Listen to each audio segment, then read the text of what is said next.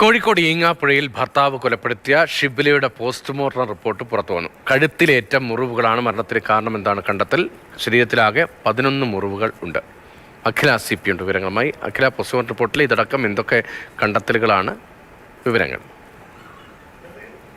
പ്രതീഷ്, പ്രധാനമായും കഴുത്ത് മുറിവാണ് ഷിബിലയുടെ മരണത്തിന് കാരണമായിരിക്കുന്നത് എന്നുള്ളതാണ് പ്രധാന കണ്ടെത്തൽ. അതായത് കഴുത്തിന് വലതുവശത്തായി ആഴത്തിലുള്ള 2 മുറിവുകളുണ്ട്.